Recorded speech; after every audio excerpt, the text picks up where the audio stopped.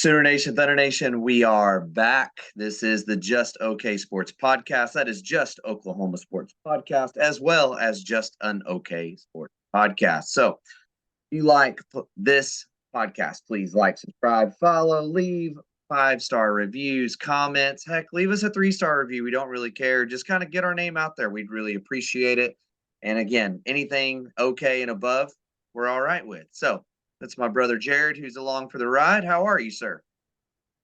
Well, currently in Orlando, it is 68 degrees Fahrenheit, clear skies. Sorry, I figure we always talk about weather, so I just thought I'd give you the weather report and get it out of the way. No, I'm good. I actually just got home from City Walk. I went and met a friend who's in town. Haven't seen in probably a couple of years, 2 or 3 years, probably. Nice. Something like that. We were actually trying to So remember. so the first question I have, when you have a friend that you haven't seen in 2 or 3 years and y'all been out on the town, are you coherent to do the podcast? That's number Yes, one. yes. Okay. I had one Venetian mule. Okay, I drove myself home. I'm okay. Making sure you didn't Uber home. That's all. I'm just yeah. No. As a matter of fact, I actually have it's not really a Florida man story, but it was nerve-wracking on the way home. So I was driving home. I actually was on the phone with you, calling you and telling you I was like, hey, I'm close to the house because like I'm literally, for those that don't know, I'm like literally walked in the door basically and sat down. I'm doing the podcast. Yes, it's fact. Really, both of us pretty much walking in the door, going straight to the podcast at 10:30 at night. Yeah, or 11, Oh yeah, 11:30 for you. Yeah. So anyways, I was coming home and I got on the road and like I saw a fire truck behind me, and as I got close, I could see like smoke coming up, and it was kind of coming up the direction of my house. And you just like, when you see that, you're like, your brain has two thoughts. No way it's my house, and is it my house? So it wasn't my house, clearly. But I was like, what the crap? Like, because it was like it's the neighborhood basically over. Yeah. So it didn't look like it was a big bad fire. But anyway, so that happened when I got home. So I was a little nerve wracked, but yeah, no, I'm doing good. Weather's good. Went to go see some friends. City Walk's really cool. Yeah, it's not. It's like almost weird that I have to remind myself that like I live that close to it. You know what I mean? Like, because like when you live here, it's kind of funny. Like people that live here, like in Orlando, they don't like going near the parks as much because it's a tourist area and it's like always chaos. Yeah. But, it's like in Vegas. Nobody that actually lives in Vegas goes to the Strip. Like nobody goes down there. Which, by the way, Vegas Grand Prix this week. I'm pretty hyped. Yeah, you are. But yeah, it's gonna be it's like a good thing to go like down there. It's right now this time of year it's just so open, like because like you had like the Halloween stuff all is over, right, and then like now everybody's kind of like in like the holiday season. So the parks, like when we were there, it's like I was walking in, everybody's walking out, and that was kind of a lot of people. But like once we got to City Walk, it was like, dude, it was like it was open basically. There wasn't anybody there. So anyway, that's awesome. I'm good. How are things in Oklahoma? Probably not the same weather we have here, I would assume. It's actually pretty gorgeous. It's changing tonight. We have a cold front hitting tonight. So the high tomorrow is going to be, I believe, like 62. It's been like 75, 80 for like the last week. It's been gorgeous. So, yeah. So it's really, really nice. Full. I reek of bacon. I cooked 18 pounds of bacon today. So yes.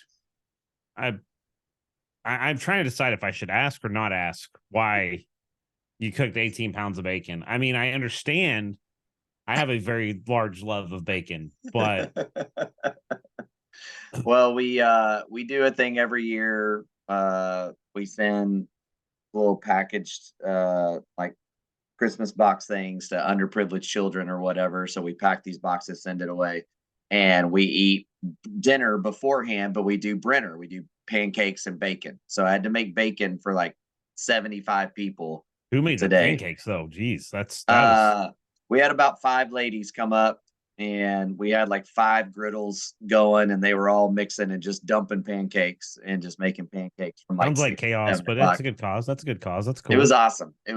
But yeah, I mean, the church reeks of bacon. The church offices reek of bacon. You don't. No. You don't ever use the word reeks with bacon.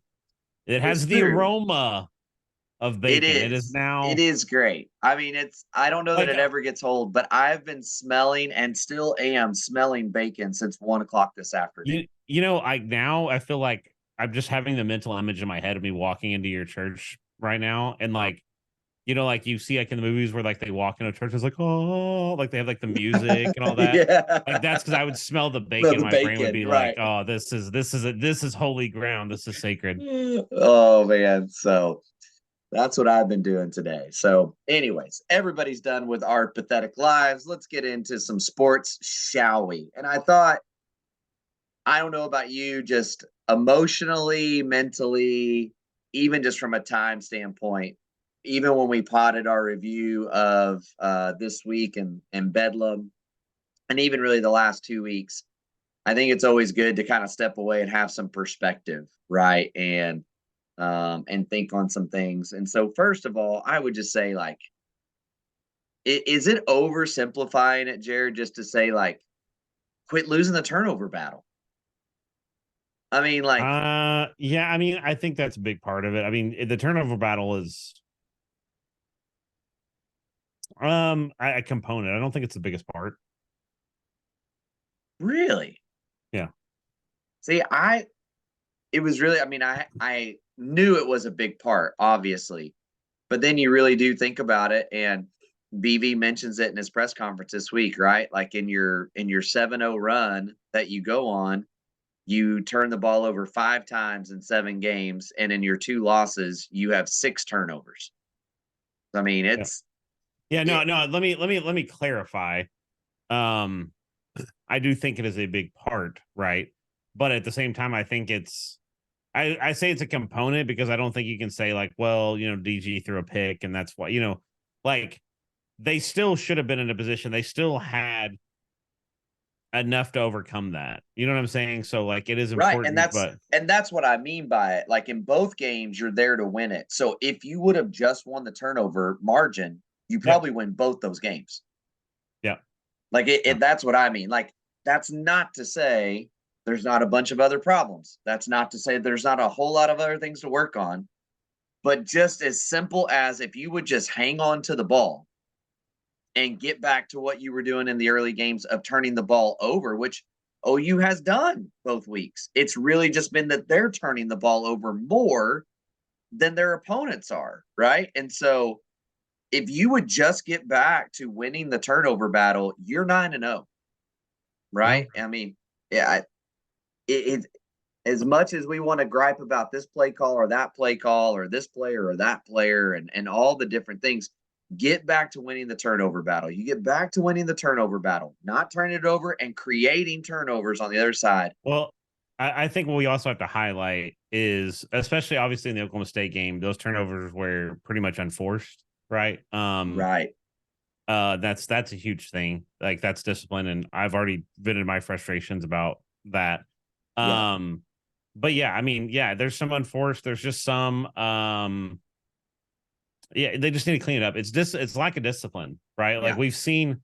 I mean, I think that's what it boils down to when you really get to the root of it. Yes, it is Hmm. turnovers, but it's like even in the ones that were forced, it was like, DG was trying to look like trying to do a little bit more than he should have, or whatever, right? Like Right. things we haven't seen him do. But a lot of the penalties are the same way, like the Farouk, like we talked about last week, the or Sunday or whatever that was. Farouk not being set. Like that's a simple thing. That's one of Yeah. those um, that's the fundamentals of football that you just know to do and you should do every play, and you don't do it unless you're like you lack discipline, and that's what they've been Yeah. doing. Yeah. And that kind of leads me to my next thought that I want us to walk through as far as coming out of this losing streak is the penalties, right? Like Mm-hmm. that look, they've had penalties throughout the season, but really these last 2 or 3 weeks, it's been very noticeable. And like you said, it's false starts. It's, not having guys set and still snap. I mean, it's just stuff like you said that's unforced. These are things that should not happen. But it led me down a little bit of a road of thought of what's going on and why. And I think that for me, one question I kind of am asking myself and I'm asking you at the same time is, you know, the the 6-0 start put us in this position of BV's culture's been set. And now we're kind of in this lull and in this negative point, right? This adversity point. And you start to see some of the problems that were there before BV came starting to come back, right? These just dumb, ignorant penalties. And so then it got me thinking, okay, like, as much as I do think BV has changed the culture in a lot of ways, that culture that got built there for the last 5 years of Lincoln Riley doesn't just disappear, right, in a year and a half, 2 years. And then I started going down through it, right, and thinking it through. The personal foul call in the Kansas game, Savion Byrd, blocking a guy, well past the whistle. The whistle was blowing for a while when he shoves the guy. Like, is it the most egregious thing ever? But you can't do that when the whistle's been blown 4 times. You can't shove a guy into the bench. I think we have to look at this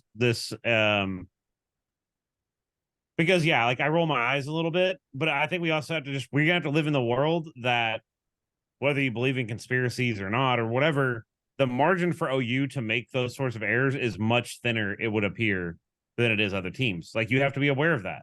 Right. And like, I'm not talking about the questionable calls. Like, let's go down the calls that we just No. I'm just saying, that's what I'm saying. Because what I'm saying is you should be more and more disciplined, because every tiny little thing you do, they're looking, like, it has felt like the refs are looking for that for OU than they are other teams. Like, I'll put it that way, in my opinion. Sure. You can make that argument, right? And we've talked about that some. So all that to say, Savion Byrd's personal foul was a clear, to me, personal foul. The rain snap issues, pretty clear, right? Like, not a penalty, but yet it penalizes you, if that makes sense. Farouk, you have false start, and he lines up offsides, right, in a game. You have Drake Stoops getting a false start in the midst of a game. And when you start going down those penalties that really racked up on you and put you in bad positions, every single one of those players I just listed was there during the Lincoln Riley years. Yeah, I mean, and again, maybe it's just a random coincidence, right? Maybe it is. Well, but I mean, it's. I don't think it's a coincidence. I mean, when you really think about it, it's, a large section of this team, probably 40% of this team, was here under Lincoln. So it's like, just by statistics, it's likely, I guess, But I do know what you're saying. It's like that mentality that they have is not as healthy, I guess, or not as good as what BV would want it to be. Is that, I guess, is kind of where you're trying to go? Yeah. I mean, I think his culture is, I think what we just need to realize is, like, there's been all this talk of, well, I don't know if these guys are disciplined at all under BV. And it's like, guys, almost all the players that have made these mistakes had 2 to 3 years with Lincoln. The only guy that didn't is Farouk. Farouk had 1 year with Lincoln. That's it. But they were all underneath that. And so what I'm getting at is just, it's interesting when you really think about BV's guys.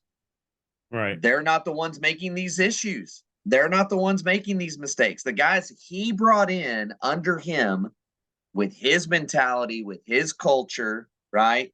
Not mixing it with any of the other stuff, overall been pretty solid, right? Like, but the ones that were there with him, and again, that was one of the things that drove us nuts with Lincoln, was the stupid penalties, right? I mean, like, well, but let's not even go down the list of how many times Buki made a just idiotic play on the field that made no sense. Here's a little, like, here's where I would, like, give, for the people that were trying to jump on the BV doesn't like, there's not discipline under BV or whatever.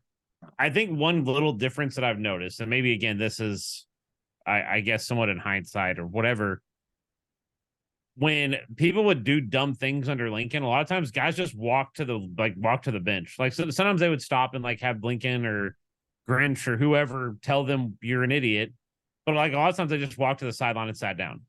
Yeah. That doesn't happen under BV. Like, you see BV, you see guys come to the sideline, and their position coach waiting on them to give them an earful.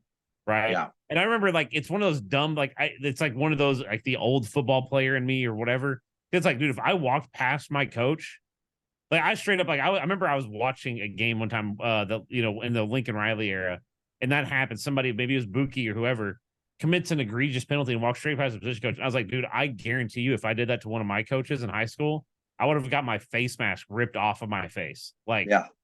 I would have like probably got almost choke slammed to the ground because that was the ultimate disrespect. You don't see that under BB. So, but yes, I do get what you're saying. Those are things that they need to correct. And again, we've kind of talked about it. I think that that's one of those things it's frustrating because it's easily correctable. Right.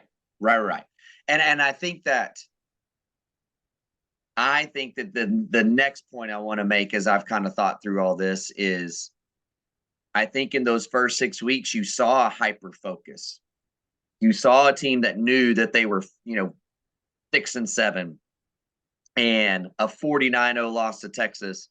And then it all just built, and they redeemed themselves against Texas. And then that focus kind of got lax, right? And then you still win. You still pull out a win against UCF with lax focus, right? Then you lose, but you lose to Kansas in a really tight game, in a game that you could have easily won. And by some analytic standards, say you should have won the game, right?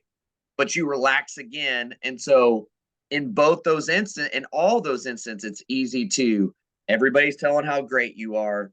You're so great, you relax and you still won. Hey, we're so great that we relaxed and we played awful against Kansas and we still almost won the game, right? And so it carries over one more time to another situation, and now you get beat and you got just kind of handled really a little bit. And I understand the game was close, but I felt like OSU was the more physical team. I felt like OSU was the more disciplined team. I mean, look. I mean, when I look at the OSU game, when I watched it again, the frustrating part is I agree with everything you're saying, but I also think OU easily should have won that game, right? Like, yes, like we talked about, it almost should have been a dominant win for OU. But we are here where we're here. I'm not trying to take a win away from the Cowboys or whatever. I hope we see them in the conference championship game. But yeah, I don't disagree. It's like this is like, we both said after the UCF game, I think this is where like the frustration really is starting to build like to a very high level for the fan base. Right. You and I said after the UCF game, like that's got to be a wake up call. Like, no offense to UCF, but you should have won that game handedly, and you had a dogfight your way to a win. Right.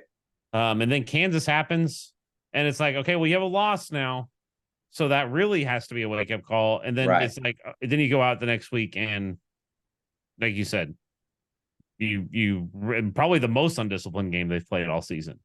Yeah. So I think that's why it's like you're seeing a trajectory you don't want to see.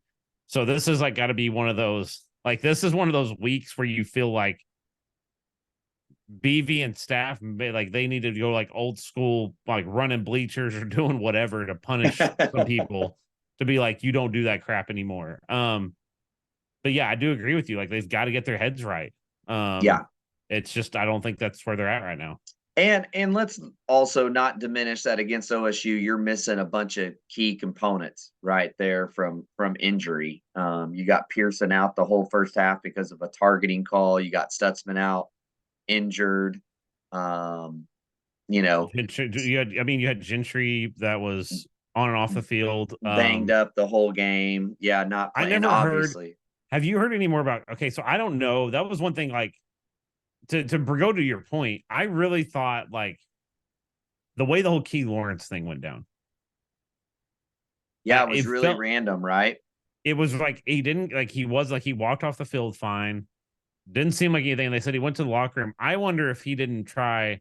He's been a little bit more of the boisterous one, which is like kind of fine, but it's like I wonder if he didn't get a little boisterous with somebody on the staff, and they were like, "No, you're not going to do that." You know what I mean? Like, I don't feel that at all. I feel more so he does some special teams. And there was even a run he kind of came in there, like he does. He tends to kind of overextend himself a little bit in there. To me, it almost felt like one of those random he took a helmet to the side of the Yeah. helmet somewhere, and came over and said, "My head hurts," or something, and they basically put him in concussion protocol, is what it felt like to me. Well, that's when Or, you that's just when you or need that's just when you need Tom Herman on the sideline. yeah, exactly. I mean, or he's been dealing with some kind of nagging whatever and tried to go, and it tweaked on him, and they took him back to double check it and do all stuff. But I haven't heard anything from an injury report. I don't even think BV mentioned him in the injury It was report. just I was just saying I wasn't trying to like say like, oh, I have an inside source. I'm just saying it was such a weird set of events. It just felt weird. But yeah, again, it's one of those things like you said, it comes back to you had some guys out. Um, and it really needs to be that's where like your discipline has to come like really has to be at top notch Yeah, because it's next guy up, right? Like it's a guy that right. may not have seen the field a whole lot. And we saw a lot of that, and some of those guys went down. So, Yeah, we were really playing 3 and 4 deep on the depth chart if you look at the beginning of the year to now. right. And in a lot of positions. So all that to say, I'm with you. You would have thought UCF was a wake up call. Doesn't seem like it was. You would have thought Kansas was a wake up call, but it really wasn't. Um, and now you just have to go back again and say, you hope this is a wake up call that you have to get back to trying to dominate your opponent every single week, no matter who they are and how good or how bad you think they are. Which, by the way, the making the rounds quote of Drake Stoops post practice of Oh yeah, that yeah, there's was something left to play for, and if we were 0-8, there's something left to play. I mean, and that's the mentality you got to have, which I think shows that there's leadership in that locker room, right? It's just a matter of if everybody can grab a hold of it and run I with it, mean, I think it's the thing, I think the point that I tried to make even in our last pod after the post game or whatever pod was that like that's what you want to see out of your players, just the passion, right? Like Mhm. I think that's what I was trying to get at with like when I watched DJ's interview, like you said, it was very monotone, very like, well, we lost. Like it just felt like kind of like I'm here and I'm giving an interview. You know what I mean? Yeah, And it's like from the guy that you want to see from him like somebody that's mad, like somebody that's truly upset that they lost, and you don't get that vibe. And now I understand personality and all that sort of stuff, but right? like again, but that's him with media. Go to Yeah, no, anyone. yeah, no, I agree. I'm just saying like it's refreshing. I'm not saying maybe DG's a great leader. I'm not saying he's not. I'm just saying like when you see somebody like Drake Stoops that he gives that aura of somebody that's always kind of like passionate about what he's doing. I mean, that's what he said. He's like, I don't care. Like, I love this university. I love this football team. I'd love to play football. You know what I mean? Like, he's just Yeah, absorbed with passion, and you love to see that. And I'm thinking, like, it feels like to go back to your point, it feels like you see that more in the younger guys, like the guys that BV's brought in than you do the older guys. right. Yeah. I mean, I I know mean, Drake. Obviously, Drake is is an an older elder guy. an elder statesman at this point, Right. but you know what I mean. Yeah. I know. And that's what I'm getting at, is just I think it's going to take one more year. Like for instance, we've talked a lot about like things like football IQ. And that's something you didn't see with Lincoln's teams. And some of these players that are still here and playing, even not a lot of football IQ, of just little things that should be basic, that Well, you I mean, just see not happening as much. And yes, you do see it from the younger guys. You do see a different mentality with some of those, which again, they were recruited by a guy with that mentality. That's what I'm getting at, right? Like when he sits in a living room, I'm going to come at you like this. And therefore, the players that he attracts have that mentality, right? And so I think it's just going to take one more year. I think next year you will fully see the BV culture take over. And that doesn't mean they're going to be 10-0, but I just think you're going to see a different discipline to things and a lack of a lessening of just dumb things that just set you back, right? And again, Drake embodies that because his dad embodies that, right? And Brent learned a great deal of that from well, Bob. Well, here let me give you one quick example, and I want to also reference something else from this week. But like we were talking about, like the best offensive line OU's ever had was the 2017 of offensive line, right? And it gave me the reminder of that was Bob's guys, right? Bob was one that recruited those guys. Yep. And I remember they would get penalties, like they would get a, unnecessary roughness or whatever penalty, but you took it because they were just that mean, right? Like, you know what I mean? Like you were willing to accept that. And it wasn't like a lack of discipline. It was just they were that nasty and physical and they were going to pound you into the ground. Yeah. I think that's the thing. Like, you don't see that from these guys anymore. So it's like, I don't want unnecessary roughness penalties, but it's some of those circumstances. It's like, dude, if you put somebody in the ground and make it hurt, that can have an effect that's worth a lot more than 15 yards penalties, right? Yeah, no doubt. And one other thing, and we're going to talk about it because I know it's next, but BV, like one of the clear differences, and we've talked about this, is the leadership between Lincoln and BV is there's no we're close, right? Like BV's saying like, look, we got a good football team, but we got to be better. Like he's not trying to sell you a bill of goods and be like, well, everything's hunky dory. It just, we just lost the game. Like that's kind of how it felt under Lincoln. And BV has a very different approach to that. Yeah. Well, it's like this. How many times has BV already went, even when we beat Texas? Guys, there's so much, like, we didn't do this. We didn't do that. We didn't do, even in post-win of Texas, he's naming all those things, right? Well, he's saying out loud, it was uncomfortable for me to let the guys go party at the fair for an hour and a half. I didn't like that. And then you've got the Lincoln side that when they get blown out by somebody, I know you guys think it's all falling apart, but to the trained eye, we're this close to being great. Here's how I look at it. And this is like an analogy that I kind of thought of.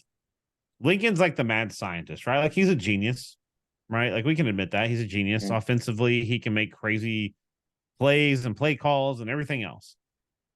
BV is a ball coach. BV is a football coach. And what I mean by that is like how many times, if you watch the games, go back and watch the like games that OU dominated, right? Or that was playing well in or whatever, guys will come off after a stop. Like they'll put somebody 3 and out. And BV's right there being like, and you can tell him being like, you need to be here. You should have been here. Yeah. You know what I mean? And it's like, for us, obviously being at a high school level, it's like, dude, that's how our coaches were. We had basically the same coaches, right? And if we got to stop and I was out of position though, my coach would be like, dude, what were you doing? Why were you there? Yeah. Right. Like it's a different mentality. It's like that always trying to like chase perfection. You know what I mean? Yeah. Where with Lincoln, it felt like sometimes it's like, okay, well, it worked. So, yeah, you know what I mean? Like, and BV's not that guy. Yeah, no, absolutely. He doesn't say things like, the defense was the strength of our team. Dude. Dude, I read that. So one of my friends asked me on Twitter, he's a USC fan, and he put the quote and he said, I want to know, I got to read my response. He was like, I want to know what your thoughts are, but he sent me the quote. And I said, he goes, what are your thoughts on this? 2 things. I live in Florida, and I learned California has way harder drugs and readily available and apparently accepted to use in public. That's the only explanation I have. And what did I say in our text group? I said, I'll have whatever the tall, balding man is snorting. Like, yes. I don't understand what universe you ever. And by the way, how is Caleb Williams supposed to feel about that? Yeah. Yeah. I mean, this is where, like, I feel like Lincoln doesn't have a good grasp on the he can't see the forest for the trees kind of thing. You know what I mean? Like he's so focused on the now that he can't see. It's like you probably pissed off a lot of your offensive players who knew that they were like Baker Mayfield's probably not real happy. Kyler Murray's probably not real happy that you just said, well, it was the defense that won us those games. Yeah. Well, he's too busy always thinking about, I think Lincoln just lives in the world of recruiting. Like that's the part and so it's always a sales pitch, right? And so it's like, okay, I just fired my DC. We have all these guys that are committed to us. And, so I'm going to say something like, I know change can get us there because it did before. We were amazing. And it's like, no, you weren't. But anyway, speaking of not great, I'm curious what you thought about this. Do you get to listen to BV's press conference? Yeah. We have one group that's not developing like we need it to. What group did you think he was talking about? Special teams, 100%. Okay, that's what I thought. I thought special teams. The more I went back and listened to it, it feels like it's zoning in more on kicker, like legitimately just field goal kicker, not even special teams, but field goal kicker. But then, like listening to everybody else, it's like, oh, it's running backs. It's like, wait, what? Like the amount of answers that people gave to that was astonishing Well, to me. look, I'm sorry. It's kicker. It's kicker. The worst position we have on this entire team is kicker. There's no Yes. way he's talking about anybody else. Let's be clear. Like the running backs have actually been fine. Like, have they been as consistent as they should be? No, but like Tawi has established himself as a dude that can get you yards. Yeah. Shawshuck now is established as a dude that can get you yards, right? Like even Major, I would say, has gotten slightly better throughout the year. I know he's hurt, but you know what I mean? Like, I can't look at running back. Wide receivers gotten better. Even when Andrew Anthony went down, it's like you still had guys that were stepping up. You've had the emergence of, you know what I mean? Like, I can't see it being anybody but kicker. The two worst positions are definitely field goal kicker and tight end. Yes. Right. And that's the only other one when it finally got mentioned. I was like, okay, there might be something to that, right? And especially in lieu of Jason Llewellyn tweeting during a game that tight end needs to improve, right? Which an interesting, bold move, Cotton. That's all I can say. Bold move. I know he deleted it very quickly, but still, Look, the receipts are out there. I mean, I do think. I mean, he said, he said a lot of things since the loss. He said we probably have a Rolodex of plays better than what we call them fourth down. Yeah. I don't think he's happy, but I don't think that he's a guy like that's what you want. I think this is what's frustrating me a little bit with Sooner Nation, because I've seen people that are still like they're bashing BV, and I'm like, this is what you wanted. Like, you wanted more emotion from your coach. You wanted your coach to be, ticked off. And now he is, and you're like, well, he's not doing anything. And it's like, no, I mean, you can't. I think people have to understand you can't fix it overnight, right? Like the culture, we've already talked about that. That's going to take, like, I don't think there's an argument to be made that there isn't some of Lincoln's culture still lingering around. I think that's pretty much scientific fact at this point. But yeah, I mean, there's definitely parts of this team that are weaker, and I think that I've said last week, and I'll say it again. I know this isn't going to make you happy, and I know Troy and most of Sooner Nation probably are gonna be happy with me. I'm willing to give Levy another year. Like his defense is so predicated upon tight end play and really I just a decent offensive line. And I would say this offensive line has been way too inconsistent for him to make a play call. Now, that's not defending the Kansas game. The Kansas game, he just peed down his leg. Kansas and SMU. Yeah, just peed down his leg. He just peed down his leg there. That there's no amount of bad tight end play or offensive line play that justifies what we saw in those games, right? Right. But anyway, I digress. Yeah, I agree. So, all right, let's move off of the past. Let's move to the future. We play West Virginia this weekend. So let me give you a little bit of a rundown on West Virginia and what we see. Okay. One of the things that's interesting with West Virginia is they are fourth in the nation in time of possession. They average possessing the ball 33 minutes a game. Now, that may not be a huge deal, but I think we did see that start to take place a little bit last week. I think we saw the defense get gassed a little bit, and so they're known for that. But it's not necessarily leading to a huge score, right? Scoring offense for them, they're 39th in the country. They're scoring 31.4 points a game, which, by the way, I would have never thought they were averaging that many points a game. Just would not have thought that off the top of my head, but they are, right? Scoring defense, they're 55th in the nation. They're allowing 24.3 points per game.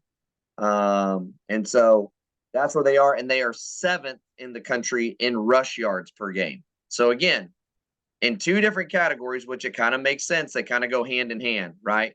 4th in the country of time and possession, 7th in the country in rushing yards, 218 yards per game. And by the way, this will give you just a little bit more of a feel for how much they like to run the ball. First downs. They have 73 first downs passing, 108 first downs through the run game.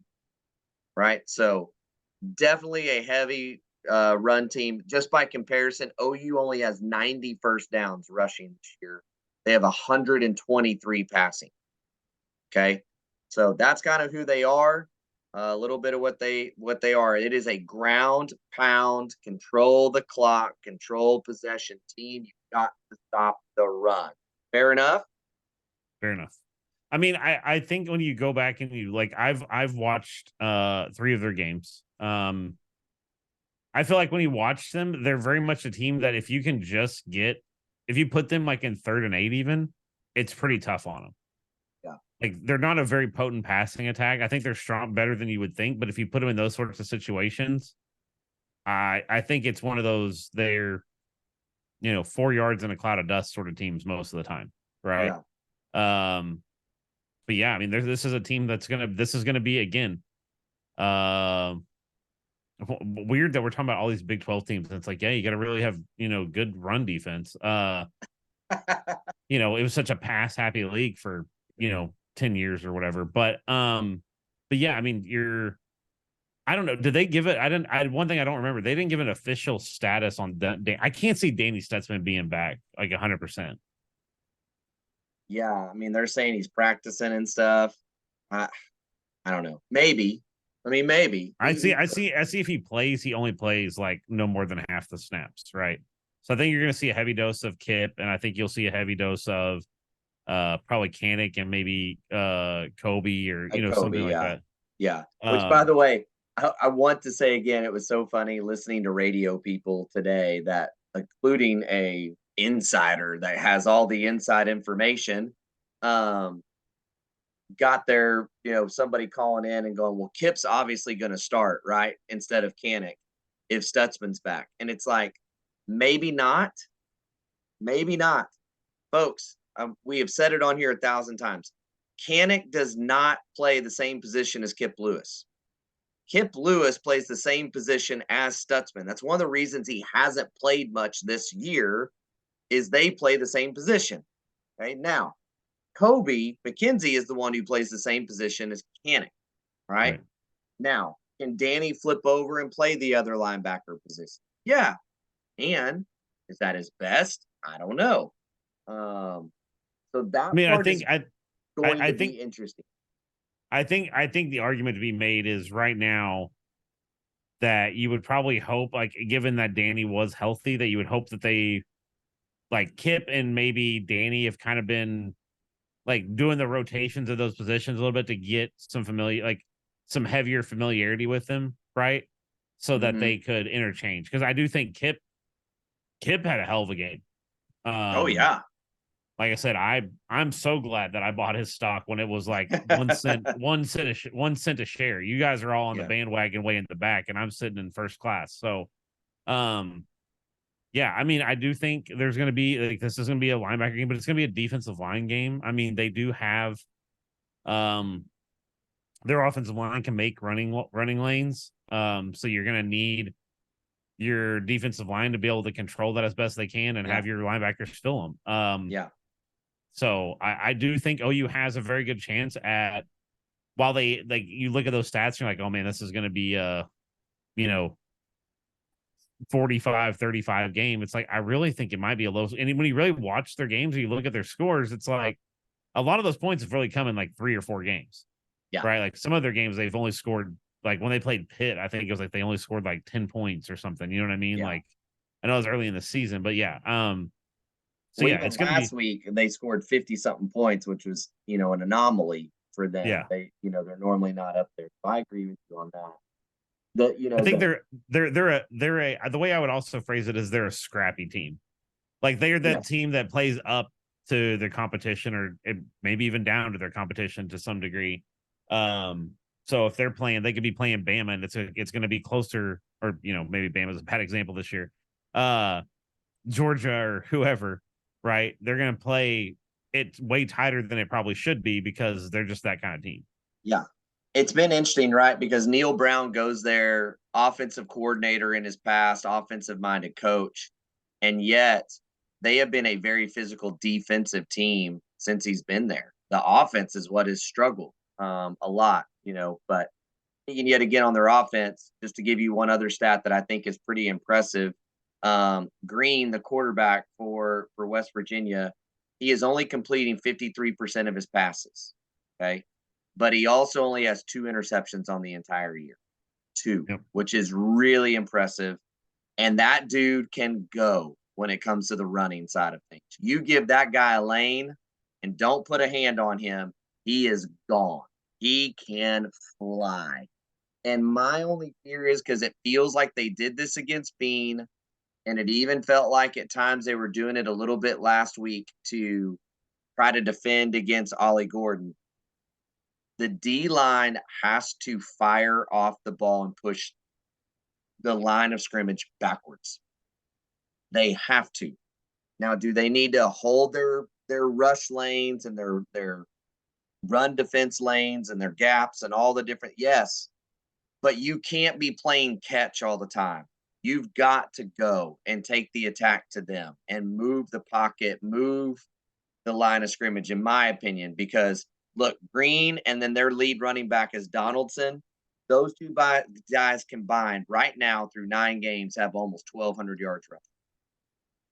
You've got to stop. You stop that, and everything moves on for you. And so I hope they'll be aggressive on the D line this week. Well, and one other thing, I just something an overarching thing for OU, I guess. Just think if this team had somebody like if David Stone's what we think David Stone is, like if you had one just beast of a dude on that defensive line, it doesn't even matter if it's inside or outside, really. Yeah. If you just had one beast of a dude, like how much better this defense would be. I mean, I think PJ's like I'm still on the PJ train. I think PJ's going to be there, but I think PJ physically needs to get there, right? Like I just think it's technique for him. I think it is literally just getting him comfortable in the technique. He just still looks very stiff. Not stiff like in his hips, but like my move is this. You know what I mean? Like, and you do it this way instead of just a feel, like he is whatever move that they're instructing him to do, he's going to do that move exactly how they tell him to do it, as opposed to just whip your guy's butt and get to the quarterback, be violent. Yeah. Yeah. And I think that will come, but it's almost the thinking thing, right? Like we talk about with linebacker a lot. It's just he's thinking so much instead of just letting his tools take over. And I think that will come. So, anyways, yeah. But I agree. You had a David Stone to this mix. You had a Nigel Smith. Some of those pieces like that. It'd be very interesting to see what's going on. So, moving to the defensive side for West Virginia, they have 18 sacks on the year. Just by way of comparison, OU has 17. Right. And I think one of the things that we've said is this O-line does not get a ton of pressure. I would say the same with West Virginia. They do not get a lot. Here's a great one for you that kind of shows that these teams are a little bit similar.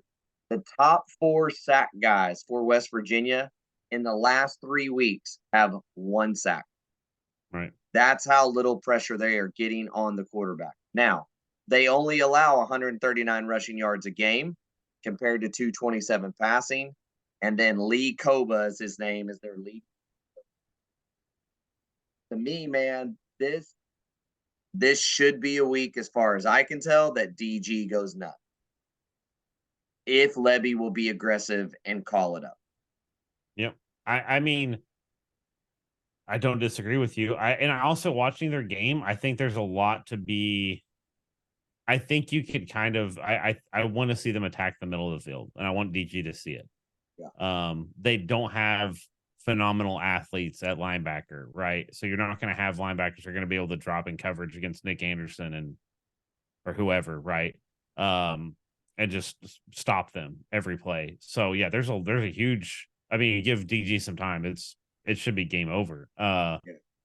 So, but again, that's my whole point in watching the games. Even I watched, it's like every one of their games. Let me put it this way: every one of their games felt like they should have lost the game by 20 or 30, right? Like at times, because it's like they're so inconsistent that there's times it's like they're completely outclassed. Like they're playing Houston, and you're like, dude, Houston looks way better than them, and you know what I mean? It's like it's really almost the opposite of OU in a lot of regards. The last few weeks, where it's like, oh, you feel like, oh, you should have won, and it's like the same with West Virginia. It's like they should have lost, or it should have been a blowout.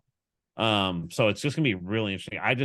It's really hard for me. Again, I watched 3 games. I didn't do film study on every game they have, but it just gives me that feel of like a team that's just really hard to put your thumb on because you just don't know what to expect every single play. Like it almost literally the games I watched, it literally was like play to play. It was that way. It was like, oh my God, they're elite. And then, oh my God, they look like a D3 school. You know what I mean? Like it was just such a quick transition. So I think and I think they have a little bit of youth. I haven't looked at their roster top to bottom and who was starting as far as ranking or Classification, class. yeah. But it's like I think they have some young guys. I think he's kind of still. I think Brown's still dealing with a little bit of culture and those things of that nature. So I'm sure that's a little bit of it. But yeah, this is gonna be either way. This is gonna be a team that you got to come play tough ball and you got to be aggressive. Like Levy passed the ball, and again, I think he called a good enough game against Oklahoma State. That's all I'll say. Yes, I agree with you on that. So with all that put in there, some keys to the game. I'm going to give you. I've got 4, and then I'll let you share yours, Jared. I think number 1, like I stated earlier, turnovers. If you are undefeated when you win the turnover battle, get back to it. That is number 1 above all else. Number 2 is just don't inflict stupid penalties to put you in bad positions. Right, like Mm-hmm. let's try. We've had 2 weeks in a row and 2 losses where we get 30 yards on one play and penalties. Let's try Right. not doing that this week. Right? Yeah. Let's try not getting momentum and then getting a false start to put us at 1st and 15. Like, just don't do those things, right?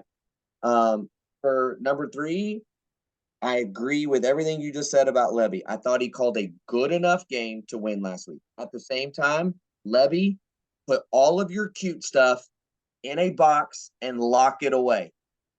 Nothing cute. Stop it. Right? Just stop it. Like, put somebody. BV, when he was a DC, had a get back coach. Levy needs a cute coach up in the booth with him. And the minute that he starts to call a reverse or some stupid direct snapper, they just need to slap him. Bam. Stop it. Go counter. Don't. You are not allowed to do it. Put it away. Stop it. Just So stop it. just want to point out that my pastor brother has condoned assault now. That But is anyways, correct. go ahead. That is correct. But just don't like impose your will. You should be better than this team, and if your team executes, you can do it. Now that doesn't mean do the SMU in the Kansas games, where you just call a ridiculous game of just doing nothing but running the ball, but do that. And then my last one is this: coaches, you need to manage your personnel well. Do not sub a guy for a gadget play. Right? Like, it makes no sense. And everybody knows that you're about to do something stupid when you insert Dalen Smothers in the game who hasn't played since week 2. Like, you're not doing that for kicks and giggles. Towie Walker just ran the ball. Gavin Suchuk just ran the ball. And now all of a sudden, Dylan Smothers is in the game. Like, we Right. all know you're trying to do something cute. Stop it. Do not put LV Bunkley Shelton back to return a punt when he hasn't returned a punt the entire season for no. Yep. I'd be willing to bet you anything that the muffed punt that LV Bunkley Shelton did, if we could see the all 22 tape, they were about to do something cute. They're about to do some kind of stupid reverse, throwback pass, something. Because it makes no sense when you've had Gavin Freeman be your punt returner the entire year and you're in a tight football game that you put LV Bunkley Shelton back there. Makes no sense at all. So just stop. No more running backs here and there, this and that. The guys that are hot, put them in the game and let them work. That's it. Stop screwing around with it mid-game. Play your guys and let them roll. Yeah, and you know what? I'm going to piggyback off one of your points real quick because I feel like people keep saying impose your will, and I think a lot of people's brains automatically go to just run the ball down their throat, and there is a truth to that, right? Right. But it does to me that's not what it means, right? No. I'll toot my horn. We when I was in high school, I played against Jermaine Gresham, and guess what they did? They imposed their will. They just threw the ball to Jermaine Gresham. That's it. And there was nothing we could do to stop it. You understand how demoralizing it is when you're really doing everything you're supposed to do and you just cannot stop what is happening to you. And that doesn't mean you're running the ball down your throat. If you throw the ball up to Nick Anderson and he runs 40 yards for a touchdown and your guys are in position and it's just because the dude's 6 foot whatever and can outrun you, that hurts. That your ego is crushed. Do it. You have ball players. Now he had drops. He had drops last week. but he was open Yeah. every time. Yeah, I mean, Open. look, but I mean, like, look, like we've seen Farouk has even shown that he has some shake this year, right? Like he's had flashes. Sawchuck in the backfield has showed it. Towie has showed it. I mean, like, really, when you start going down the list of playmakers they have, it's like there's plenty of guys that have that ability to make somebody that, even if they're in the right position, look stupid. Like Yeah. you have that on this team. Do that, Drake. okay? Drake Stoops Drake, last week. I mean, I have said this for like multiple seasons now. Drake is not the best receiver we have. Okay. He hasn't been the best receiver since he's been here, but he is the most clutch. If I'm throwing the ball up, if I'm playing NCAA 2024 or whatever, and I have to throw the ball on fourth down, you know who I'm looking for? Like the button that I'm going to be hovering over, it's Drake Stoops. yeah, 100%. Here's the deal. He's not the best wide receiver we have. He's the best football player that we have at wide receiver. That's what he is. Yes. See, I do agree with that.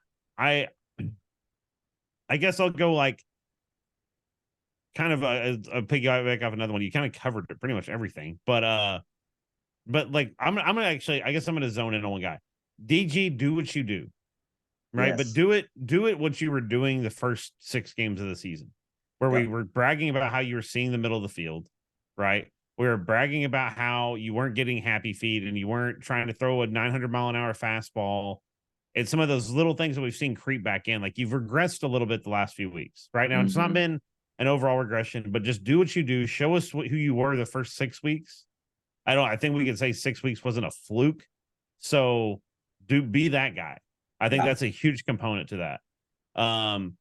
And then it's the same thing, but except I'm gonna broaden it.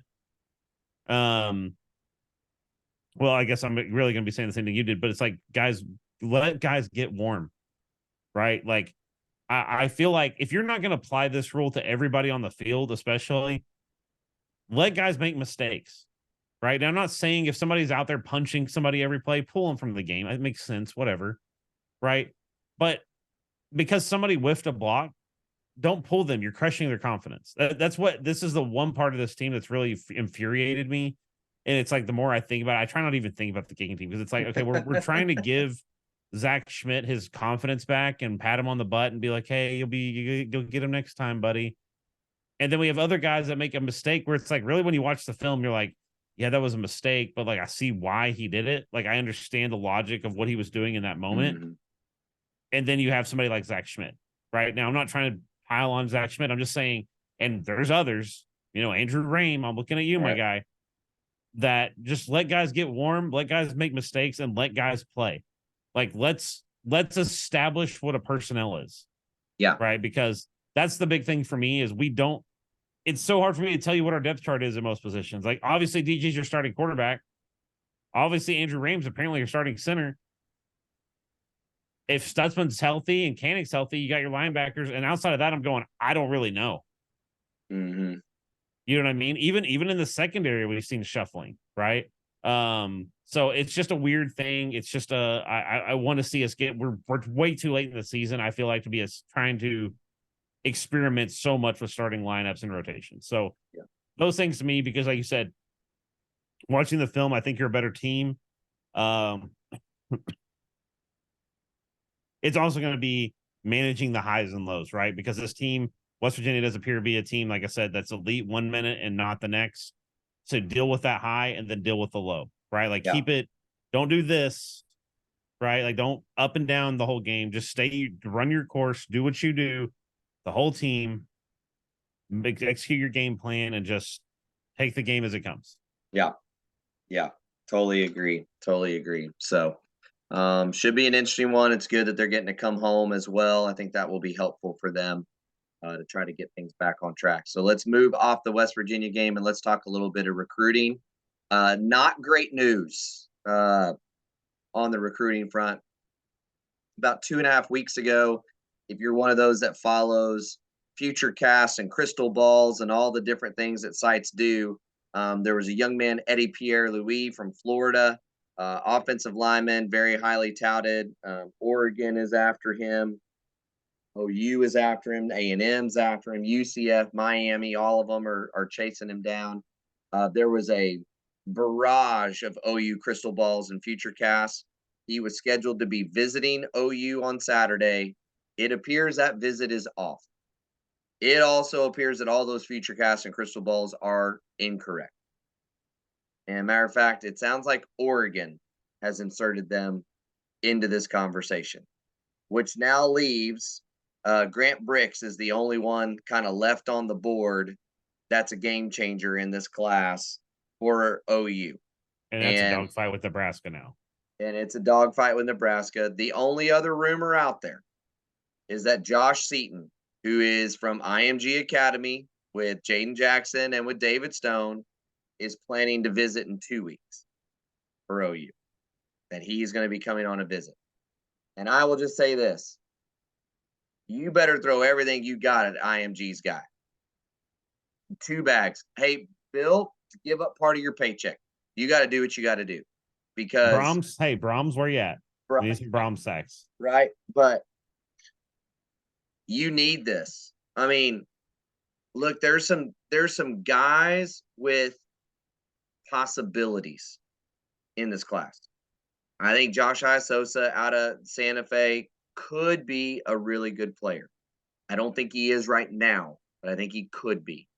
I think the Akinkumi kid from England could be a good player, but let's be honest, he's playing European, English, American football.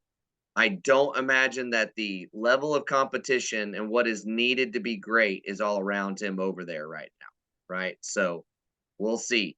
Even Grant Brix, just go look at his picture, guys.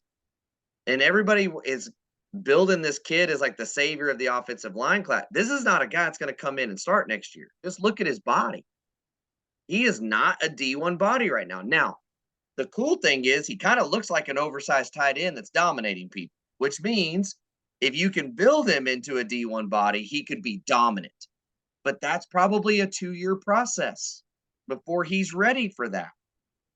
You better get Seaton, man. Like, you better do whatever it takes to get Seaton because you've lost out on every big league guy you have in this group. And so I don't know. I'll stop there for a minute and just share kind of your thoughts on where that all is right now and how you're feeling about it. I mean, I think the offensive line recruiting's got to take a step up. Right. I mean, that's where we are. I mean, there's obviously clear deficiency on the offensive line, right? Like, I mean, like I said, my frustrating part, even if you want to say, well, J-Rod just hates Andrew Rain, it's like, well, why is there nobody else? Yeah. Right? Like, why are we so thin that there's nobody else that can even sniff the field? Right. There's clearly some thin, like we've seen in the defense, right? Like I'll take the defense as a whole. You look at the defense and there's depth that's starting to build everywhere, right? Like the defensive line, even though they haven't been elite, it's like you also don't like we talked about like when Montgomery was here and all that so many years ago, where it's like you didn't see a huge drop off from like the first string to the third string or whatever. Right. And it's like it's kind of like that. Like you're starting to see that depth. You're starting to see that depth that, obviously you have Kip waiting in the wings, and stuff like that. But you don't see that on the offensive line. So we've got to find somebody. We got to close. I don't know who that's going to be. I agree with you. We got to stop getting projects because right now, if we bring in projects, they're going to have to play before the project's done. Right. I mean, look, McKay Tower's gone after this year. Walter Rouse gone. There's a high level chance that Guyton is gone. Okay. Rain's probably gone. Rain could be gone. He can come back, but we'll see. My guess is he's back. I don't see any way he gets a draft grade that he just feels like. I just don't see. I don't see. I agree with you, but I just don't see that they're gonna have to start having a conversation and saying you got to fight for your snaps, which is obviously apparently a problem in the spring for him. That's the rumor, right? Which in the recruiting front, and we talked about this a little bit in the Discord tonight. I want to be clear because I've been really hard on the guy for years, and everybody's come after, right? Like, I genuinely believe that Bill Bedenbaugh is one of the better offensive line developers in all of college. But when you really look at what the problems have been for the last 5 or 6 years on this offensive line, everybody kept saying, well, it's Benny Wiley's fault. That's what we heard, right? It's Benny's fault. It's Benny's fault. It's Benny's fault. Okay. Well, now we're 2 years into no more Benny Wiley. And guess what? It's about the same. It hasn't. Now, last year, I felt like the line got better as the year went along. But now this year, it's taken a major step back. You don't feel like you have depth. It's like you're not. They were doing everything they could to get McCade Matower back on the field, right? Like they have done everything they can to get him. As you pointed out with Andrew Rame, no matter how bad he plays, there is nobody there fighting for those snaps to get away from him, right? So it's just crazy. Bill Bedenbaugh, for his reputation and how many guys he has put in the NFL, should be recruiting at a much higher level. And look, this year's class of offensive linemen, I know like Josh McCuistion, for example, has said it's not a good class. It just doesn't have much talent. The guys that are high 4-stars would not even sniff being high 4-stars in a typical class. But let me just walk you through 23, 22, and 21 recruiting. Bill Bedenbaugh had one top 100 lineman in 23. He had one top 120 guy in 22, and he had one in 2021. After those three guys, let me tell you the stats. He had a guy that was not the top 30 at his position, a guy that was not top 25, a guy that was not top 25, a guy that was not top 20, a guy that was not top 30, and a guy that was not top 35 at his position, not nationally, overall position. Okay, now let me compare that to, because we keep talking about SEC and national championships. Alabama, offensive lineman, top 5 overall. Overall out of all positions. Top 5, top 135, top 172, top 31, top 60, top 92, top 5, top 83, and then the third offensive lineman they got in that class was not in the top 100, but he was number 17 in his position. In the last 3 classes of Bill Bedenbaugh, he only has 3 top 100 guys, and then the rest were not hardly in the top 30 at their position. Yeah, I mean, look, it's definitely a thing of we got to start bringing in more people. I mean, we've got to start recruiting higher. Like I understand bringing in. It's kind of the thing that we talked about of you need 5 stars and you need 3 stars. I do get tired of when people say, "Well, a kid's a 3-star, he's never going to be." It's like, look, you 3-star hard is something, whatever, right?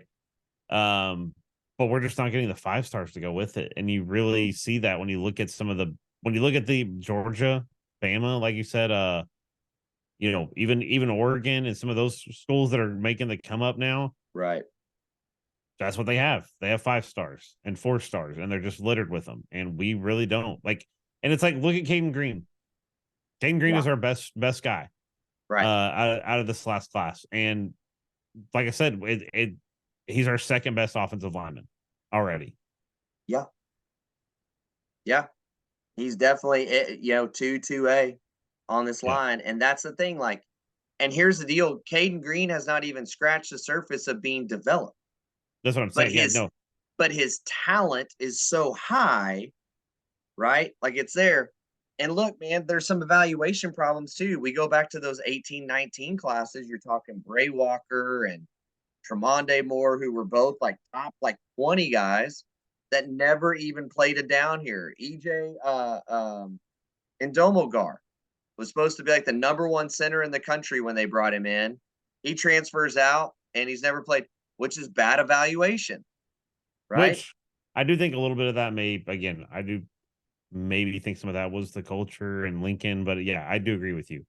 I mean, it's got to get better, man. It does, and I don't disagree with you. I do think that, I guess the bright spot for OU fans, so we can give a little bit of glimmer of hope in all the darkness. Caden Green, if he develops like we think he should develop, is going to be an All-American in my opinion. The dude's freaking crazy good for him to be a true freshman and get thrown in the fire and he's doing what he's doing. And to be fair, we have said that Jacob Sexton might be one of their better offensive linemen as well, but he plays left tackle behind Walter Rouse right now. And Walter Rouse has earned that position, those kinds of things. I mean, those two guys are young and up and coming, but you need five. You need five really good linemen. And right now, I don't know who that is next year. If Guyton goes to the draft and you lose Matower, you lose Guyton and Rouse, you got Green and you got Sexton. I don't know what you got after that. I just can't see guidance staying. There's too many teams right now in the NFL that are looking for offensive linemen, in my opinion. Yeah. I mean, so it's going to be interesting. So, all right. How about we do some pick'ems? How do you feel about that? Yeah. So scores this week, they're actually a very good lineup for this week. So we'll start out with the good one. We got the Michigan Sign Stealers versus the Penn State made up Lions. Michigan is favored by 4.5. It's at Penn State, so that environment. But Michigan's only favored by 4.5. Who are you taking? I'm picking Michigan. I mean, I know the sign stealing, all that. So right now, there's been no punishment, which leads me to believe they're going to continue to steal signs. And then number two, they're just really freaking talented. By the way, did you see real quick? Did you see that the NCAA is assisting Central Michigan in their investigation? No. Yeah, apparently NCAA officials are at Central Michigan assisting them in that investigation. I don't think for people that are thinking like any day now it's going to come down, it's not. It'll be after the season. Yeah, I agree. I agree. But I'm gonna take Penn State. I think Michigan has built themselves to be a very hated team. Penn State's already a rowdy environment. Right. So I think they'll at least cover. I know it's not a huge spread, but second, I'm gonna be at this game, by the way. Nice. Yeah, my boy Jared is actually his name too. He's a UCF grad. We made the handshake agreement that we would go to a UCF game with him this year, and then next year we would try to go to an OU game. Nice. And what's funny is I didn't even really think about it, but it's like next year we'll have like a bunch of SEC games. Like it's gonna be wild. Like I told him I was like, dude, I was like, I pretty much promised him I was like, if somehow OU and Alabama are like undefeated when they meet in Norman, yeah, like we're gonna get tickets somehow. Like I'll sell a ticket, bro. We'll go. Because like he's like I really do want to go because no disrespect to UCF or whatever, but the environment, they don't have the tradition, they don't have all that, so it's gonna be a different environment. But anyways, UCF, OSU, 2.5 is all that OSU is favored by. Now they're at UCF, which I guess it apparently can be actually a pretty rowdy stadium, but 2.5 seems a little low for a team with a running back like Ollie Gordon. So what do you give me? Who are you taking? I'm taking UCF. I think they're going to win straight up. I think that Oklahoma State has to deal with the exact same thing OU did, which is that they just won their Super Bowl, and they're coming off that big O high. Everybody's telling them how amazing they are and how they've turned everything around. UCF is still just scratching and clawing, and their offense hadn't slowed down. They just got to start scoring. And I think they can do it against that defense. So, yeah, give me UCF to cover and win straight up. I will as well. I got to for my boy I got to. I mean, my boys buying me tickets. Like I gotta, Next up we have, this one is crazy. Tennessee at Mizzou. Tennessee is favored by 1 point. Literally just 1 point. 1.5, 1. So it's basically pick who you think is gonna win. Man, this one's hard. Mizzou has been a shocker of a team. That's for darn sure. I just can't, man. I gotta go Tennessee. I just can't. I can't. Yeah, I actually gotta agree with you on that. I think Tennessee's been a weird team too. It's like they're really two very strange teams this season. I think Tennessee had higher hopes, right? And they've shown flashes of being really, really, really stinking good. But yeah. So anyway, next up, a fan favorite of people of the podcast, USC, who maybe they'll be able to keep a team from putting up 180 points in the game now that they don't have Alex Grinch. USC at Oregon. Oregon's favored by 15 points. By the way, USC is not ranked for the first time under Lincoln Riley's tenure. Nice. Ducks all day. Yep, go Ducks. Ducks fly together. I don't think. I mean, I think it's funny because I do want to say like it's been funny because I do have some friends that are USC fans and like, oh, we got rid of Grinch. The defense is going to get better. We're going to get this home run. I was like, until you fix the strength and conditioning, until you fix the physicality that at practice and just overall on the team, you're going to be in the same boat. It doesn't matter who you bring in. So anyway, next up, Ole Miss at Georgia. This is a number I don't even know. I didn't look at the college football playoff rankings this week. But it's like number 9 versus number 1 or 2. Ooh, So yeah. a very high rank. Ole Miss is kind of, they had a dogfight with A&M, but like they're kind of like that team that's like heating up, I feel like a little bit. But Georgia's favorite 10.5. Who you taking? Georgia. I think they're gonna. I think you're. Oh, this is one of those weeks you awaken the beast of Georgia. I think Georgia's just been biding their time until they play really good teams, and then they go. No, I'm not taking. You're already putting UGA down, but I'm Oh, taking Ole Miss. I think oh, I feel like I do agree with you to some extent, but I just feel like they haven't really faced anybody that's forced to expose their offense without Bowers. yeah. That's the thing. I mean, I just still don't believe Ole Miss defense is that great. Um, and again, I just think that Georgia's been kind of sleepwalking. The last time we saw them play a great game was when everybody was singing the praises of Kentucky, and everybody was saying Kentucky was going to give them a game and it was going to be tough, and they went by like 30. Like then they go back into cruise control. At least that's the way I see it. But we'll see. I could be wrong. I just don't think that Lane's got the horses to hang with Georgia, especially if they play well. And last up, we have our one and only West Virginia at Oklahoma. Oklahoma's favored by 13 points against West Virginia. Who are you taking? West Virginia. Yes, I am too. Actually, Yeah. I've picked Oklahoma every game this week or every game this year. Can't do it. Got to change the pattern, breaking it up a little bit. I think OU wins, but I think it's going to be a close game. I think they'll win by 10. I think OU will win by 10.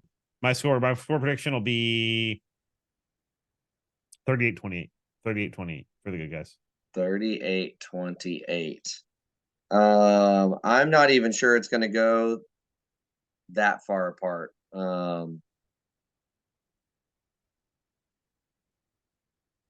I want to pick OU to win just because I think they should win this game, but I think it's going to be 34-31. I think it's You're going to be picking. a super You tight think? game. See, wait, you do think OU's winning, but you Yes, but okay. West I Virginia's thought you said covering. that like in a way. I thought you were saying like West Virginia. I was like, wow, you're really going dark on us. But Yeah, no, I mean OU should win this game, but I I think it's going will. to be crazy tight, and unless they come out playing like they can, but we just haven't seen it for 3 weeks, so I can't believe it till I see it. Here's my call out. I'm going to give it real quick while we wrap up football talk. Call out because I'm going to UCF again. We're going to go tailgate. We're getting the whole experience. So, as a call out to next year, whenever me and my buddy we go travel all the way to Oklahoma, guys, let's OU fan base, let's get the tailgating going, right? Let's pump it up a little bit. Let's go crazy. So I will be sending a lot of pictures and taking a lot of pictures with the UCF stuff, and I'm gonna have to. Luckily, I live very close, um, so I should be able to be home at least by like the end of the first quarter or something. If we stay the whole game, I should still be able to be home like in the first quarter of the OU game. So excited for that. But the Thunder, we also have a basketball team to talk about. Yeah, we do. Who won tonight against the Cleveland Cavaliers, 128-120. They are now 5-3 on the season. Um, SGA dropped 43 points tonight, going 15 of 22 from the. That is stupid good. And I believe he was 12 of 13 from the free throw line in the game. Um, Dort continues to just be on fire offensively. And it's not like he's scoring 25 a game, but man, I think he's still shooting 60 something percent from 3-point range, which is just crazy. He will not maintain that, but it's been fun to watch. Um, and it's really just Dort picking his spots. He lets everybody go after J-Dub and go after Chet and go after SBA. And then when he gets a wide open look, he's going to set his speed. He's going to let it fly, and he is hitting them at a high rate. Case and Wallace, dude. Let's just talk about this guy, by the way. Case and Wallace is going nuts. And if he keeps on this pace, is going to be in the sixth man of the year conversation, in my opinion. And I think we're about to be in the same position we are last year, right? Where J-Dub was the steal of the draft. It got talked about over and over and over again. If you re-rank this draft, J-Dub should have gone like third in the draft, right? And instead he goes 12 to the Thunder. And Case and Wallace is feeling very much the same. Like, that's how good he has been. Can we just come up? Can we spit a good idea as a Just Okay Sports podcast? Can we go to the Thunder and say, hey guys, I have an idea. OU has all these statues of like their honorary, like the Heisman winners, popular coaches. Let's build one. Like, what we got a guy. We got a guy in the Thunder, right? You know who I'm talking about. No. Sam Presti. Build the freaking statue of Sam Presti. Dude, I'm telling you, like, when you look at the dude's resume, tell me somebody that's on that level for that period of time. There haven't been many, if any. I mean, think he drafted Kevin Durant, and he drafted James Harden, he drafted Russell Westbrook, right? Yeah. He already all had those guys. And then it's like, you look at this and it's like, okay, Chet, like, it's one thing. I think the thing that like really like always has intrigued me about Presti is that he has this ability to, like you said, go get steals. Like, when you draft somebody like Chet, it's like, well, he was the number 2 pick in the draft, right? Like, you're expecting a lot out of the guy. The expectation's high. He should be good. But when you're going and getting guys like late in the first round or even second round and they're producing, you're like, dude, what in the, like, what kind of crystal ball do you have in your office? Yeah. I mean, like you said, like Case and Wallace, man, if he pans out, that's going to be 2 years in a row that you've been picking lower in the draft in the first round. Still good picks. But again, when it's all said and redone, they become top 10, top 5 picks, right? Instead of the 20th picks. Serge Ibaka, Steven Adams. Like, you can go down the list of guys that he's brought in. But man, the team is fun to watch. And what's crazy is they're 5-3. Honestly, they should be 6-2 because they had a game robbed of them by the referees against Golden State last weekend as well. On a goaltend that seems pretty clear to me to be goaltend, but whatever. I know there's a lot of argument around the rule. I still don't know how you watch that clip and think that Draymond didn't touch the ball, and that redirects the ball, period. That's going to be like the Thunder Des caught it moment. Yeah. Just an unbelievable situation there. But I mean, yeah, the team's 5th in the West, playing really well. They are really fun. And it's crazy because they're on this run playing well. They played the Cavs twice now, which, remember, had a pretty good playoff run last year as well. And you're at that position 5-3 without SGA playing a game because of injury. And Josh Giddey, from an offensive standpoint, has not just had a great kickoff to the year. Like, he hasn't been amazing. He's been good at distributing the ball offensively for assists and things and setting things up. He doesn't have outrageous assist numbers, and he actually has fairly high turnover numbers. I like Giddey as a player, but he's not playing at the level you would have expected him to be playing. And yet the Thunder are still winning and still where they're at in the position that they're in. Yeah, we've got to, like, I know Troy's dealing with his movements and stuff, but I really want to get, especially when we get deeper into the season, I feel like Troy's would be just foaming at the mouth to talk about Thunder because I think they're way better. I picked 50 games? I said they'd win 50 games this year. I believe he did. So, I mean, honestly, the games that I've got to watch, I watched part of one, and I think I watched like pretty much all of the other. But I feel like kind of good about my pick. I know it's real early in the season, but yeah, they're that team that, like, SGA is a superstar, right? Chet maybe, right? Like Chet's could be a superstar. Um, but it's like really when you look at this team, it's like they don't need like that's what's crazy about them is they don't need a superstar. Like even if the SGA has an off night, they've got so many other guys that actually have that ability to step up that SGA is a timeline, not trying to tell you different, Troy or Daryl, but you know what I mean? Like this is Yeah. again one of those teams that it's not like the I'm trying to think of a good example. It's not one of those teams like LeBron had a bad night, so they lost. Right. It's not how this team is. This is a very deep team. Competitive depth, maybe even. We'll see. Yeah. Um, yeah, no, it's a good one. You need to go check them out. It's going to be a fun year of Thunder basketball. The more we start to break it down, once we get past football. Hey, two things before we wrap.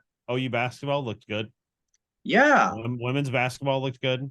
of course. Jenny knows what So she's doing. yeah. Jenny definitely knows what she's doing. But Porter Moser deserves a lot of credit, though. I mean, I'm not saying this team's going to make the tournament even, but he has made that team better. There is no question that I team is better. I feel like, I think we all have to take a step back and also realize that he probably had a lot of culture stuff to clear out, right? With I'm not trying to dog on I can't remember the previous coach's name. It's too late at night. Anyway, um, yeah, it's gonna bother me. But anyway, I think there's a little bit of culture to clear out, so I'm willing to give him some time. But yeah, and then the last thing I have, like I said, Formula One in Vegas, dude. Like you got to watch it. Like if you're not, even if you're not a big F1 fan, it's like, dude, it's literally on the strip. The strip is a straightaway in a Formula One race. Like you got to watch. Yeah, it would definitely. And Lon Kruger is the name that you're thinking of. I Yeah, had to there you even go. look it up. I was struggling as well. Yeah, there you go. But no, they were fun to watch the other day. And then, yeah, I mean, why wouldn't you want to at least just see a little bit of that? If you don't even watch the whole thing, you need to take in some of it anyway. I had this thought. I'm going to put it on the podcast so I have witnesses. I have 8 witnesses right now. Your birthday is in February, right? Yep. So we're going to March Madness because it's around that time frame. My Right. birthday's in October. And the That's Las fair. Vegas race is in November, I'm just saying. Yeah. Now Better I will start say getting this rooms year, now. yeah, this year, by the way, I saw somebody post a deal of a suite. I think it was at the Bellagio this week, like for this weekend, is $25,000. Woo. Was like, yeah, maybe I'll wait for a few years when it's not the hype's not quite as high, Hey, right? you Like, need to start searching Airbnbs and VRBOs right now for next November, October. oh yeah, I will. I will. Once they like, I don't think they released the schedule yet. Once they release the schedule, I'll start looking. But yeah, I think next year will be. This is just the first year of it. Everybody's hyped because of the whole strip and the Yeah. uniqueness of Vegas is that every vendor and resort and everything is going to be throwing tickets at their high rollers, right? So that's why tickets are expensive, is because so many of them are getting, how would you say that? Just sold out by companies rather than the race itself. So, Yeah. but anyways, yeah. So a lot of fun sports this weekend. Look, let's hope our Sooners do good. Let's hope the Thunder play well. Yeah. I'm excited. So, and like I said, I'll post some pictures maybe on the Twitter and the Discord and all that of the UCF. I am excited to get to go see a game at that stadium, see what the tailgating's like. I've been hyped up about it. So, and like I said, early call out. I'm going to call it out again next year. If I get to take a UCF fan all the way to Oklahoma and make him watch a game at Gaylord Memorial Stadium, guys, let's hype it up. Let's do it. Yeah. Let's do it big. I think people will be fired up next year with the SEC move. I Oh think yeah. you'll have a great atmosphere. So, Yep. well, again, that's all we've got for this. That's our preview of West Virginia. That's our recruiting information, our picks, Thunder Talk. It's all in there. Again, it's all Oklahoma sports. It is just Oklahoma sports. Okay. So again, feel free to like, subscribe, all the different things if you're enjoying it. We'd appreciate it. Hit our merch store up to help support this thing a little bit. We don't do paywalls. We don't do any of that kind of stuff. And that We're won't just change trying next week at all. So, to. It will not change. It will always be free. It will always be out there for everybody. Again, just a couple guys sharing their opinions. But that's who we are. We're having a great time. We hope you are too. I'm Daryl. That's my brother Jared, and we will talk to you guys later. Night Baker.